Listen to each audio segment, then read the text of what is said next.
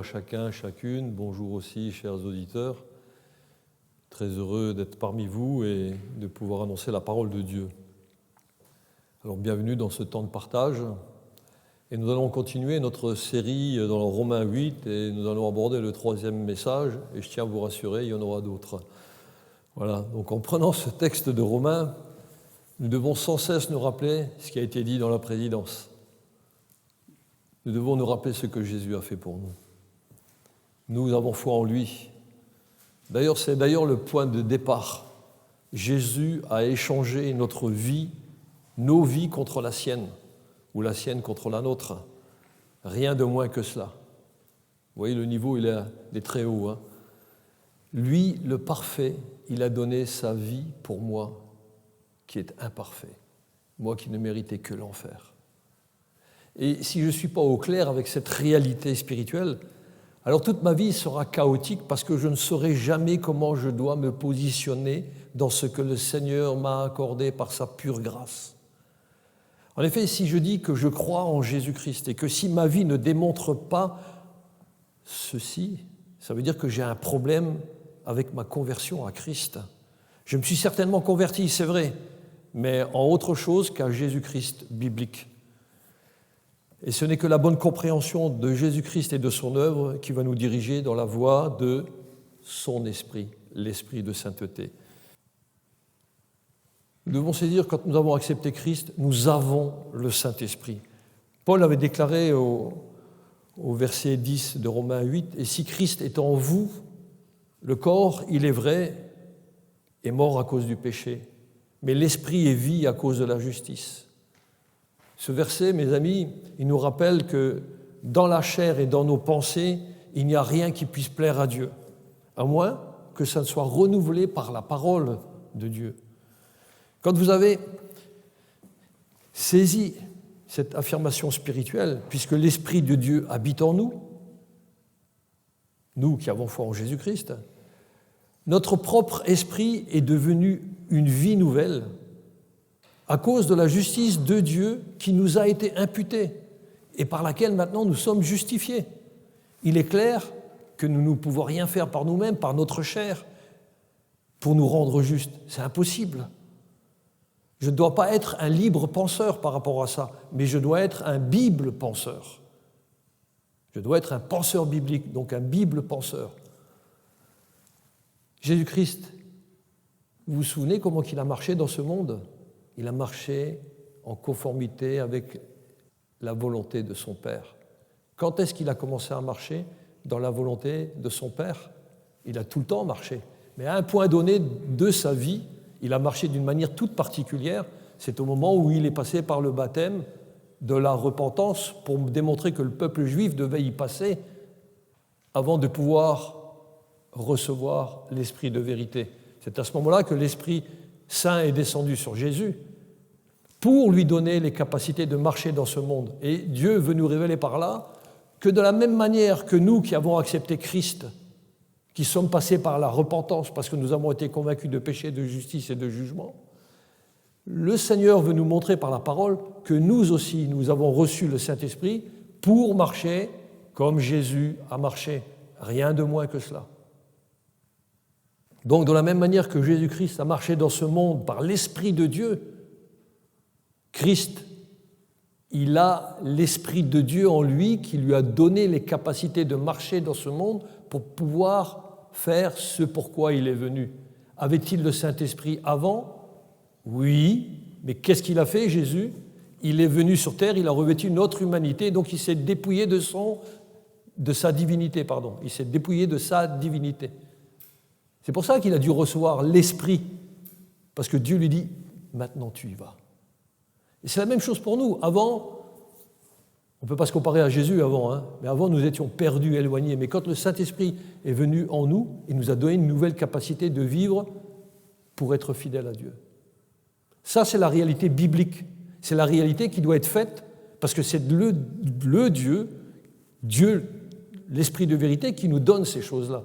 Mais aujourd'hui, à travers les différents systèmes religieux évangéliques qui se disent chrétiennes, c'est pas ce qu'on enseigne, c'est pas ce qui est dit, c'est pas ce qui est donné. Il faut revenir à l'essentiel de la parole de Dieu. Nous avons reçu au moment où nous avons cru une puissance nouvelle pour aller dans ce monde, parce que le Saint-Esprit nous rend capables de triompher de la chair, de toute tentation et de tout sentiment. C'est important les sentiments, mais avec Dieu ça ne sert à rien. On va lire maintenant Romains 8, versets 12 à 13. J'ai mis ce titre « Vous avez le Saint-Esprit, appartenez-lui ». Romains 12, 13, je fais la lecture. « Ainsi donc, frères,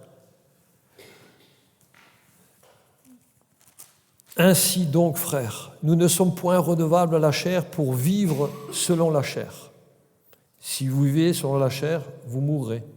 Mais si par l'Esprit vous faites mourir les actions du corps, vous vivrez. » Ma prière, c'est qu'on puisse vraiment prendre ce texte et l'assimiler pour le garder en nous, pour vivre maintenant par le Saint-Esprit en démontrant que nous lui appartenons. J'entends souvent les chrétiens me dire « Il y a une bataille en moi entre la chair et l'esprit. » Ben oui, mais sachez que si vous avez l'Esprit de Dieu en vous, c'est lui qui doit diriger votre vie. Alors cette bataille, elle est tout à fait normale. Ça prouve que le Saint-Esprit veut diriger votre vie. Maintenant, la question est, à qui êtes-vous redevable ? La Bible enseigne très clairement que notre façon d'agir est déterminée par ce que nous pensons, par ce que nous ressentons, et ce que nous ressentons est déterminé justement par ce qu'il y a là-haut dans notre tête par rapport à nos pensées. Et pour bien penser, nous avons besoin de lire la Bible et de l'appliquer à notre intelligence. Et c'est ce qui va diriger notre vie. Éphésiens 4, 17, 24, Paul il nous parle, il nous dit « Voici donc ce que je dis et ce que je déclare dans le Seigneur. Vous ne devez plus marcher comme les païens. » Et comment marchent ces païens ? Qui marchent selon la vanité de leurs pensées. Ils ont l'intelligence obscurcie. D'ailleurs, ils sont étrangers à la vie de Dieu. À cause de quoi ? À cause de l'ignorance qui est en eux. À cause de l'endurcissement même de leur cœur. Ayant perdu tout sentiment, là on parle de sentiment pour Dieu, ils se sont livrés au dérèglement pour commettre toute espèce d'impureté jointe à la cupidité. Paul lui dit, mais vous, ce n'est pas ainsi que vous avez appris Christ, si du moins vous l'avez entendu. Pourquoi c'est important ce « si du moins vous l'avez entendu » ? Parce que trop souvent dans les églises, ce n'est pas Christ qu'on entend, c'est un système que l'homme veut mettre en place pour faire croire qu'il appartient à Christ. Mais ce n'est pas ça. Si du moins vous l'avez entendu, si vous avez entendu la vérité de la parole de Dieu et que vous l'avez assimilée en vous, et si conformément à la vérité qui est en Jésus, c'est en lui que vous avez été instruits à vous dépouiller par rapport à votre vie passée du vieil homme qui se corrompt par les convoitises trompeuses. Nous voyons que nous devons être instruits à nous dépouiller. Vous voyez que l'instruction elle est très importante, mais l'instruction, comme le frère nous l'a dit dans la présidence, on a besoin des frères et des sœurs pour nous dire « Attention mon ami, je crois que tu files un mauvais coton.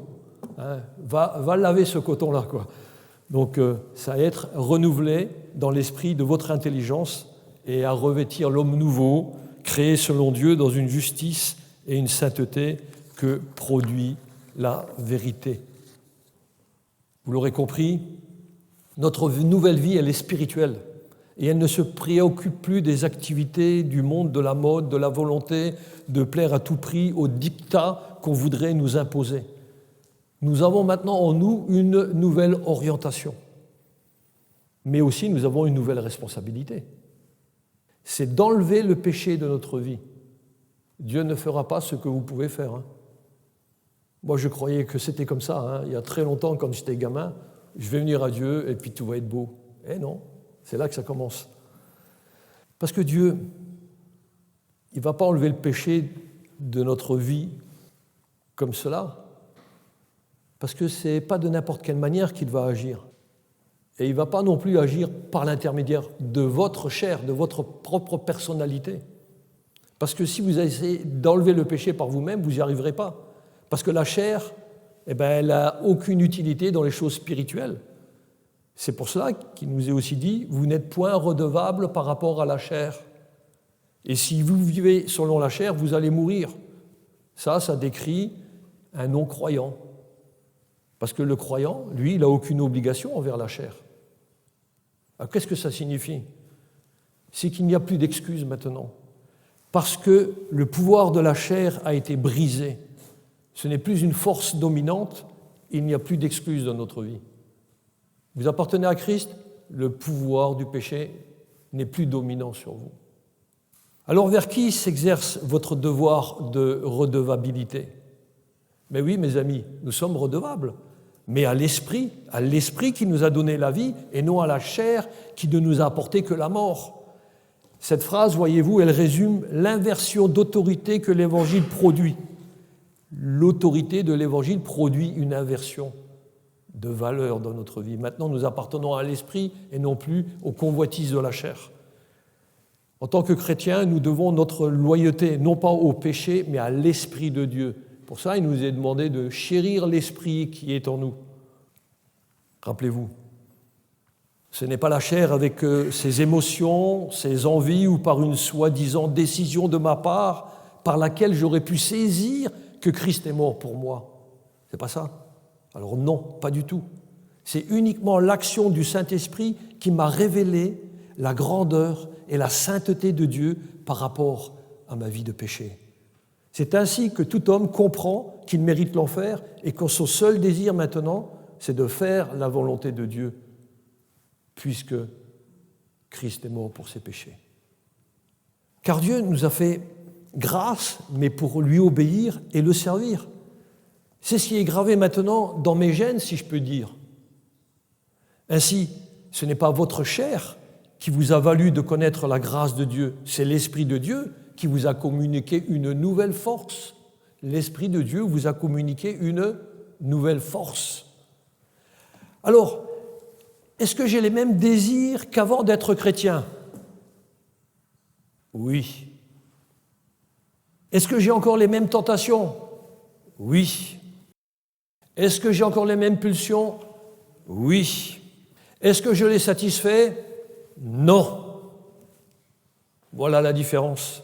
Pourquoi? Parce que j'ai en moi une nouvelle puissance. Ça, c'est dans mes gènes maintenant, et je refuse toutes ces choses que je viens d'énumérer. La seule décision que nous avons à prendre, c'est de ne plus marcher par la chair. Alors une chose est certaine, mon corps, là, il est bien un corps de chair. Il est là. Il est là à écouter, à voir, à parler avec d'autres personnes dans mon quotidien. Mais Paul, quand il s'adresse à nous, dans Romains 8, là, il ne s'adresse pas à n'importe quelle personne.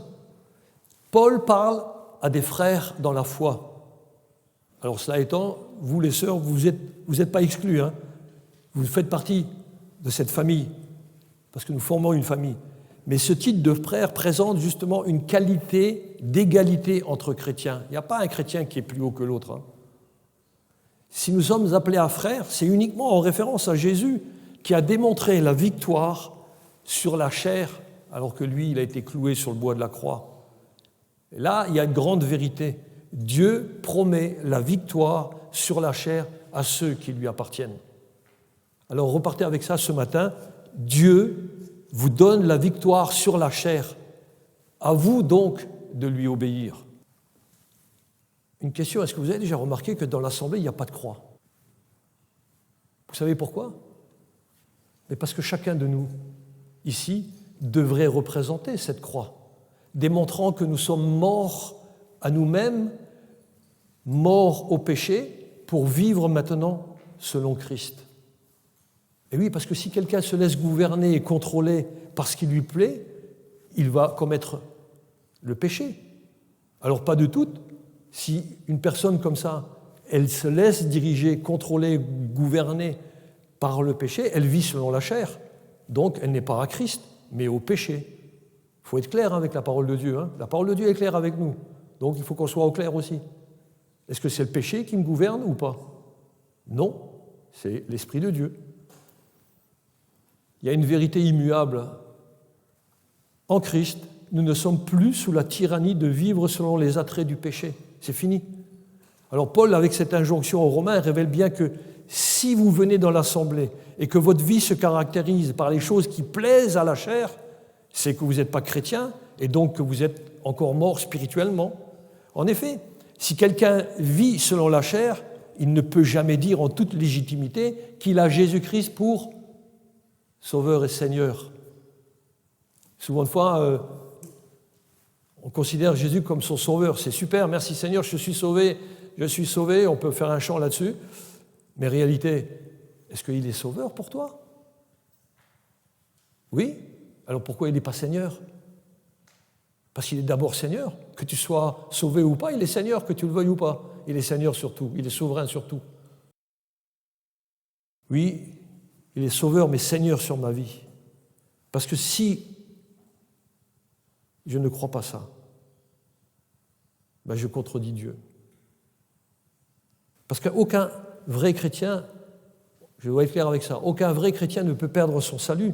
En revanche, un faux chrétien, oui, il n'a jamais eu de salut et ce n'est pas l'apparence religieuse qu'il a qui peut le sauver.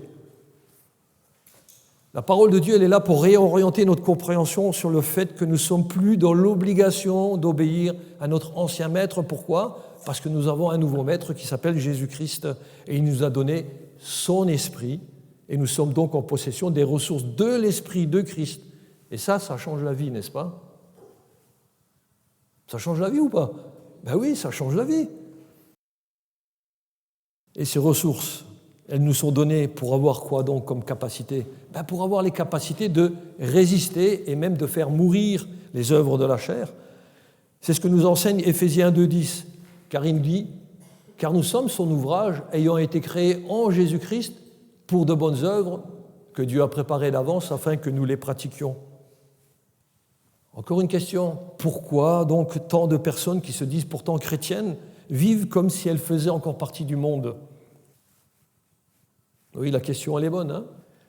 Regardons aux causes justement que j'appellerais du retard spirituel, et il y en a plusieurs. La première, c'est qu'il n'y a pas encore dans la personne la conviction intime que dans sa chair, il n'existe absolument que le mal.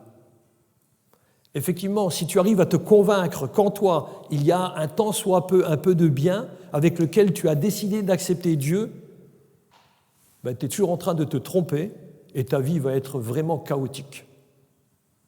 De fait, tu ne pourras jamais grandir spirituellement parce que tu n'as pas eu la certitude que la chair a été complètement jugée dans la mort de Christ. Voyez-vous l'implication? Parce que c'est vraiment fondamental pour notre nouvelle vie, ça. Et puis, quelqu'un ne peut pas être considéré comme spirituel, même s'il a en lui le sentiment de l'amour de Christ. Parce qu'un sentiment n'a jamais transformé une personne. Une autre cause, ça s'appelle la sagesse de la chair. C'est attribuer de la valeur aux pensées de l'homme et même à admirer les capacités d'un homme. Ça correspond à se laisser influencer par la philosophie de ce monde sous quelque forme que ce soit. Le point 4, c'était une orientation spirituelle à la maison. J'aimerais que vous regardiez chez vous, lorsque vous allez maintenant dans votre maison, regardez ce que vous avez chez vous à la maison. Regardez avec un œil nouveau, avec l'œil de l'Esprit de Dieu, pour regarder qu'est-ce qui est véhiculé. Souvent de fois, quand on arrive chez des personnes, on voit qu'ils ont une tête de Bouddha, il y a les 3 petits singes qui sont là, il y a toutes ces philosophies, l'horoscope, les jeux d'argent, il y a même des livres porno, il y a les livres de mode, il y a le bling-bling qui scintille comme ça partout. Je n'ai pas besoin d'en énumérer plus, vous comprendrez aisément de quoi il s'agit. Regardez. Demandez au Seigneur de vous montrer et demandez pardon pour toutes ces choses que l'on accumule. Au fait, c'est bientôt Noël, il paraît. Moi, je ne sais pas ce que ça veut dire Noël, hein, parce que Noël n'existe pas dans la Bible. Mais ici, dans l'Assemblée, on aime, autour de ce que le monde appelle Noël, présenter Christ, la venue de Christ. Ça, c'est le plus important. C'est pour ça que nous ne mettons pas ici de sapin. Si vous avez un sapin de Noël, réfléchissez à ce que ça veut dire pour vous. Et demandez au Seigneur de vous conduire dans la vérité. Donc, on voit que dans toutes ces choses, regardons à ce qui se passe chez nous à la maison, mais aussi les causes du retard spirituel, c'est avoir une haute estime de soi. Si quelqu'un qui peut s'estimer peut-être plus grand que l'autre, il ne pourra jamais grandir, lui, spirituellement. Et ensuite, On peut regarder ensuite à faire le bien d'une manière hypocrite. J'ai appelé ça à faire le bien d'une manière hypocrite parce que si on fait le bien dans notre propre intérêt, en voulant plaire aux autres plutôt qu'à Dieu, c'est pas faire le bien du tout, ça. C'est juste une manière hypocrite de projeter ce péché qui est l'amour de sa petite personne. Retenez une chose, que l'hypocrisie et l'orgueil ne peuvent faire avancer dans les voies spirituelles. Ce qui nous amène à la conclusion de toutes les causes du retard spirituel, c'est parce qu'il y a peut-être encore des péchés qui sont non confessés et non abandonnés dans notre vie. C'est pour ça qu'on ne peut pas avancer spirituellement. Donc, la première des choses que nous adressons à Dieu, c'est demandons pardon pour ces fautes-là et qu'il nous les montre afin que nous puissions grandir. On va regarder maintenant aux conséquences de l'absence de la véritable vie de l'Esprit de Dieu en nous. Vous l'aurez pu constater vous-même qu'il y a la progression du mal dans notre société. Pourquoi donc ? Une des raisons, c'est parce que ceux qui sont considérés dans le monde comme chrétiens, ils n'ont pas en eux la véritable vie de l'Esprit. Ça entraîne une absence de repères pour le monde qui les entoure. Sans une différence marquée, le monde ne trouve aucun modèle vers lequel se tourner, aucun exemple qui puisse l'inciter à s'orienter différemment. Alors si vous adoptez le même mode de vie que le monde, quelle distinction ce monde peut-il observer en vous ? La seule différence apparente réside dans le fait que vous vous efforcez d'affirmer votre appartenance à un certain christianisme. Mais ce n'est pas suffisant pour manifester la véritable transformation spirituelle à ceux qui observent votre conduite. Parce que les gens du dehors, ils sont toujours en train de nous observer, toujours en train d'écouter comment vous parlez, toujours en train de regarder comment vous fonctionnez dans votre journée, comment vous vous habillez, les lieux où vous fréquentez. En réalité, ce constat que je viens d'énumérer devrait susciter en nous ou en vous une profonde humilité. Parce que si vous vous reconnaissez dans cette ressemblance avec le monde, ça doit vous amener à une remise en question, à une prise de conscience de cette nécessité que vous devez avoir au fond de vous une vie authentique qui est guidée par l'Esprit de Dieu. Alors maintenant, si en plus vous êtes satisfait de votre vie spirituelle, c'est que vous êtes déjà pris dans les pièges de Satan. Car effectivement, quand tu es satisfait de toi-même, tu es orgueilleux et tu ne peux pas plaire à Dieu. Tu es arrivé à croire que ta satisfaction équivaut à la satisfaction de Dieu. J'aimerais attirer votre attention. Ne sous-estimez jamais Satan. Depuis 2000 ans, il a été vaincu à la croix.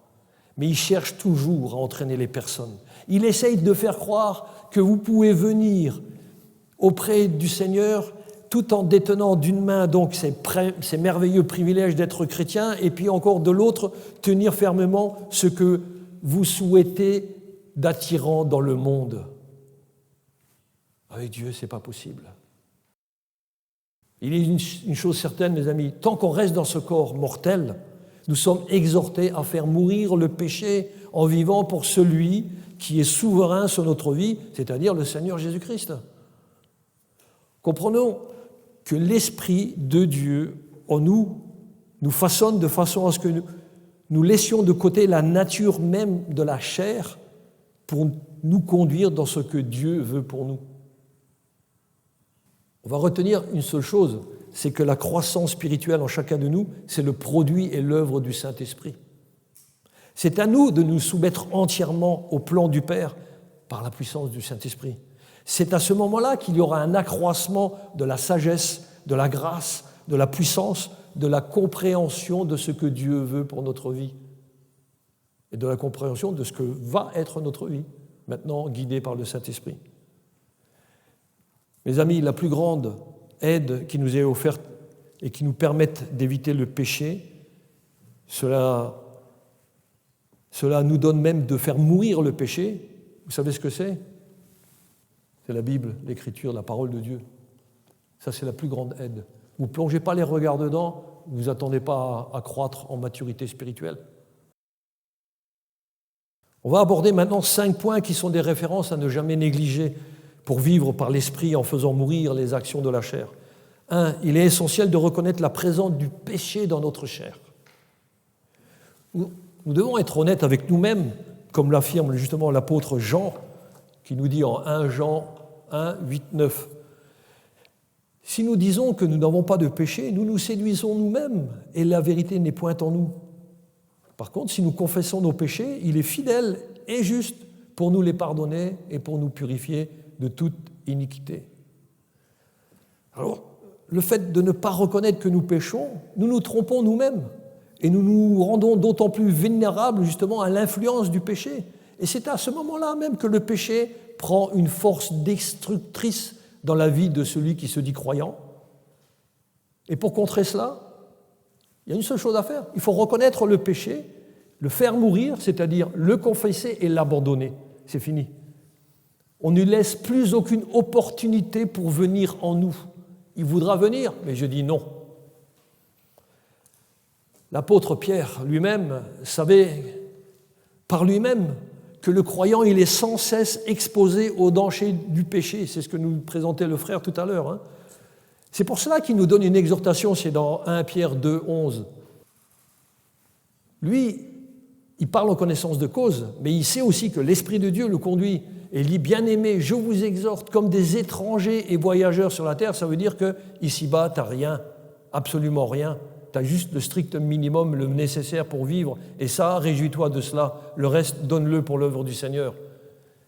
Il nous dit après, à vous abstenir des convoitises charnelles qui font la guerre à l'âme. Eh oui, les convoitises charnelles, elles sont là pour faire la guerre à notre âme. Mais je dis non par l'Esprit de Dieu. Vous savez, le péché peut même facilement se dissimuler dans quelque chose qui ne paraît pas être un péché, comme par exemple dans des propos qui semblent justes et bons. D'où l'appel de mettre en pratique cette prière avec sincérité de cœur, comme l'a fait David en son temps. C'est dans le psaume 139, 23, 24. Je vous laisse le lire dans votre Bible. Psaume 139, 23, 24. Donc la parole nous dit, et chacun devrait le dire lui-même, « Sonde-moi, ô Dieu, et connais mon cœur. Éprouve-moi et connais mes pensées. Regarde si je suis sur une mauvaise voie et conduis-moi sur la voie de l'éternité. » Voyez-vous, une belle introspection qu'on demande au Seigneur, parce que quelquefois on n'est même pas capable de le faire nous-mêmes.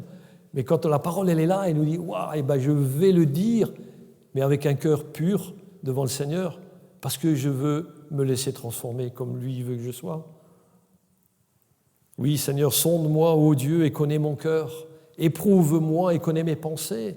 Regarde si je suis sur une mauvaise voie et conduis-moi sur la voie de l'éternité. Merci Seigneur, parce qu'il veut nous conduire sur la voie de l'éternité. Alors, la deuxième façon de faire mourir le péché dans notre vie, c'est en ayant le regard et le cœur fixés sur Dieu. C'est le psaume 25, 4, 5. Il nous dit « Éternel, fais-moi connaître tes voies, enseigne-moi tes sentiers, instruis-moi, conduis-moi dans ta vérité et instruis-moi, car tu es le Dieu de mon salut, tu es toujours mon espérance. » Quand Dieu est votre espérance, il le reste toujours. Lui, il ne change pas et il ne changera jamais. Il est toujours le même, il est toujours l'espérance. Oui, lorsqu'on connaît la parole de Dieu et qu'on y obéit, nous sommes affermis et nous sommes capables de pouvoir lutter contre le péché. Sans la parole de Dieu, on ne peut pas lutter contre le péché. La troisième façon de faire mourir le péché dans notre vie, il s'agit justement de méditer la parole de Dieu, de nous immerger dans l'Écriture et enfin d'avoir une profondeur de compréhension de ce que c'est que notre vie, mais aussi de ce que Dieu nous demande maintenant pour notre vie à la gloire de Dieu. Pas à la gloire de la chair, à la gloire de Dieu. David le comprenait très bien, puisqu'il déclare dans le psaume 119, 111, « Je serre ta parole dans mon cœur afin de ne pas pécher contre toi. » Et oui, quand tu as la parole de Dieu, elle est là dans ton cœur, eh bien, il y a une certitude, tu ne vas pas pécher. Parce que dès l'instant qu'il y a un péché comme ça qui vient, ben, qu'est-ce que tu fais? Ben, remémore-toi la parole de Dieu et tu verras tout de suite que le péché va partir. C'est fini, tu auras pris position pour le Seigneur. Et Dieu va bénir justement ta position à ce moment-là. La quatrième façon de faire mourir le péché dans notre vie, c'est d'avoir une relation régulière avec Dieu dans la prière. Alors bien sûr, là, il s'agit d'une prière de cœur et non pas une prière répétitive. Hein. Alors pourquoi il y a si peu de transformation dans la vie d'une personne? Parce qu'il n'y a pas beaucoup de relations avec le Seigneur dans la journée. On est trop souvent comment on dit ça? Psoradique, voilà. C'est-à-dire que c'est par petits coups comme ça. Ah, j'ai besoin de quelque chose, je vais demander au Seigneur. C'est pas avoir une relation avec le Seigneur, ça. Dès l'instant que j'ai besoin de quelque chose, alors je vais lui demander, je sais qu'il existe, peut-être qu'il va me le donner. Et tout d'un coup, il me donne quelque chose, c'est super, donc je suis avec le Seigneur. Eh non, Dieu fait briller le soleil et fait pleuvoir sur les bons comme sur les méchants. Donc ne t'attarde pas là-dessus, regarde plutôt où est ton cœur, vers quoi il est dirigé, et tu verras que le Seigneur va te bénir en bénédiction spirituelle lorsque tu as une vraie relation avec lui. Une relation régulière avec Dieu dans la prière transforme notre manière de vivre. Et je vous invite d'ailleurs à changer votre relation avec la prière. C'est à ce moment-là que vous allez découvrir la puissance de l'Esprit dans votre vie. Mais avant d'entrer dans la prière, prenez un temps de réflexion pour savoir de quoi vous allez parler au Seigneur. D'abord, l'action de grâce, c'est-à-dire je reconnais la grâce que Dieu m'a faite de pouvoir m'entretenir avec lui. Et ensuite, je m'aperçois que je suis là en relation avec un Dieu saint. Et je suis un homme de péché, moi. Qu'est-ce qu'il faut que je demande? Seigneur, pardon pour mon péché. Parce que devant ta sainteté, je suis effrayé. Eh oui, j'ai la crainte de Dieu. Parce qu'il y a le péché qui est là en moi et je demande au Seigneur de me révéler ce qu'il y a dans ma vie qui n'est pas à sa gloire. Nous avons besoin d'être purifiés chaque fois que nous venons à Dieu. Et il y a cette exhortation dans Hébreux 4,16, mais il nous dit « Approchons-nous donc avec assurance du trône de la grâce, afin d'obtenir miséricorde et de trouver grâce pour être secourus dans nos besoins. » Et oui, lorsqu'on vient devant le trône de la grâce de Dieu, les ruses du péché sont démasquées. Ben oui, devant un Dieu de toute sainteté, le péché ne peut pas tenir. Et puis à ce moment-là, quand on arrive dans cet tel état de cœur pour servir le Seigneur, eh bien, Dieu, dans son amour, nous révèle ce qui ne va pas dans notre vie. Et vous allez voir, il va faire le ménage. Hein, et c'est merci Seigneur, parce qu'on va pouvoir grandir. Oui, on va aussi comprendre qu'il y a des péchés que l'on a oubliés volontairement, délibérément, quand on se retrouve devant le Seigneur. Là, le cœur de l'homme, il est comme ça. Il veut oublier certains péchés, mais le Seigneur les rappelle. Et on peut lui demander pardon. C'est ça qui est merveilleux. Alors, la cinquième façon, et non des moindres, de faire mourir le péché dans notre vie, donc de faire mourir les actions de la chair, c'est pratiquer l'obéissance à Dieu. Jacques 1,22 nous dit « Mettez en pratique la parole. Ne vous bornez pas à l'écouter en vous trompant vous-même par de faux raisonnements. Ah, j'ai entendu la parole aujourd'hui. Ah ben, c'était sympa, c'était bien. Bon, ben, ça m'a dérangé un petit peu parce que j'aime pas sa manière de parler, j'aime pas parce qu'il est toujours en train de dire la même chose, etc., etc. Ah, il nous fait jamais du bien, il nous dit pas qu'on est des créatures si merveilleuses, on est super gentil, on est super, t'as une belle cravate aujourd'hui, t'es bien habillé, t'as des... Si on va dans une église pour ça, c'est pas la peine d'aller dans une église. Hein. Vous allez trouver vos voisins, ils vont dire la même chose. Non, on vient dans l'église, c'est pour être purifié. Parce qu'on rend gloire, honneur et louange à notre Dieu. On a besoin de ça. Sinon, ça ne sert à rien, on n'ira jamais dans sa présence autrement. On sera avec l'ennemi de nos âmes, le rusé, celui qui nous détourne de la vérité. Oui, mettez en pratique la parole de Dieu. Effectivement, c'est quand vous vous habituez à obéir. C'est bizarre ça, hein, pour les parents, ils aiment bien dire ça. Il faut que tu m'obéisses. Mais est-ce qu'on entend la voix de Dieu nous dire « Mais quand est-ce que tu vas m'obéir ? Si vous vous habituez à obéir dans les plus petites choses, eh ben, c'est que vous allez développer maintenant des capacités qui vont vous permettre de tenir le coup dans les périodes difficiles de tentation, et aussi grandes soient-elles, vous allez tenir le coup. C'est ce que Luc 16 nous dit, celui qui est fidèle dans les moindres choses l'est aussi dans les grandes. Ah oui, quand tu es fidèle dans les petites choses, et les grandes choses qui vont venir arriver là, eh bien, tu vas être fidèle au Seigneur aussi. Et celui qui est injuste dans les moindres choses l'est aussi dans les grandes. Pourquoi serais-tu fidèle alors que tu es trouvé infidèle dans les plus petites choses? N'essaie pas de faire de grandes choses, ça ne sert à rien. Commence déjà par les petites. Ça, c'est la volonté de Dieu pour notre vie, lui être fidèle. Alors, vous avez peut-être certainement eu, dans votre marche chrétienne, vous avez certainement entendu une autre signification de ce que le Saint-Esprit agit. Mais aujourd'hui, vous avez entendu quelque chose de différent. En effet, le Saint-Esprit agit toujours pour la gloire du Père et non pas pour la chair. Alors nous avons vu aussi que nous ne sommes pas redevables à la chair, mais à l'Esprit Saint que Dieu a mis en nous. Nous avons aussi saisi que le croyant ne peut pas résister, à l'action du Saint-Esprit. Donc le non-croyant, lui, il ne peut pas résister au péché, lui, par contre. Parce que nous, en tant que croyants, on peut résister, mais uniquement, pas par notre propre puissance, par la puissance de l'Esprit de Dieu en nous, donc le Saint-Esprit dans notre vie. Et ça, c'est quelque chose de très réconfortant. Merci Seigneur. N'oubliez pas de rendre grâce au Seigneur, justement, par la capacité qu'il vous a donnée de résister au péché, et même de fuir ce péché, et de le faire mourir dans votre vie. Vous ne voulez plus en parler, c'est fini. On n'en revient plus. On va regarder un dernier texte biblique, c'est en Galates 5, 24-25. C'est Paul qui prêche et qui nous dit « Ceux qui sont à Jésus-Christ ont crucifié la chair avec ses passions et ses désirs. Si nous vivons par l'Esprit, marchons aussi selon l'Esprit. » Incroyable, hein? Paul, il aurait pu dire nous vivons par l'Esprit, marchons aussi selon l'Esprit. Mais il dit « si nous vivons », il dit « mais puisque vous vivez par l'Esprit, n'est-ce pas? Parce que vous avez eu l'Esprit de Dieu en vous, puisque vous avez cru en Christ, alors marchez aussi selon ce même Esprit. » C'est logique, non? C'est super la Bible, hein, elle est tellement logique, hein, c'est 100% logique. Hein. Qu'est-ce qui nous montre ce verset biblique?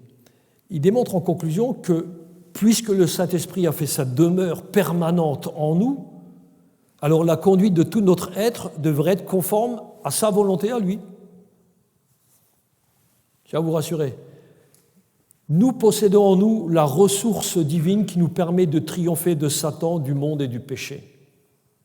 Aussi, le mot de la fin, c'est « Laissez-vous continuellement remplir de la puissance du Saint-Esprit qui demeure en vous pour marcher d'une manière digne de notre Seigneur. » Amen. On va prier. Je vous invite à incliner la tête, le front, pour montrer que nous sommes attentifs, Seigneur, à ta volonté. C'est vrai, merci Père, de nous avoir donné ce temps aujourd'hui de considérer les choses comme toi, tu les as établies par ta parole que nous avons pu explorer ce matin. Seigneur, nous te bénissons et je te demande d'aider chacun ici à saisir d'une nouvelle manière la réalité de ce merveilleux ministère du Saint-Esprit en nous. Aide chacun aussi à reconnaître de façon honnête la présence du péché dans sa vie, en ayant les yeux et le cœur fixés sur toi, Seigneur, sur ta sainteté, sur la magnificence, Seigneur, de ta gloire, de ta majesté. Seigneur, que dans ta grâce, il y ait une réelle compréhension de ta parole et qu'elle soit appliquée à notre vie. Puissions-nous, Seigneur, t'aimer davantage, toi qui t'es donné par la croix pour nos péchés. Seigneur, aide-nous encore à te donner davantage louange, gloire et honneur dans tous les moments et aide-nous à te prier pour, Seigneur, que nous puissions avoir cette relation avec toi. Et dans cette relation, nous savons que tu vas nous donner plus de force, plus de puissance, plus de sagesse, plus de capacité pour supporter toutes choses selon ta volonté, Seigneur. Oui, merci Père pour la capacité que tu nous donnes de mettre à mort le péché qui reste en nous par ton Saint-Esprit, afin que nous soyons trouvés fidèles, comme Christ l'a été fidèle en toutes choses pour toi, Père.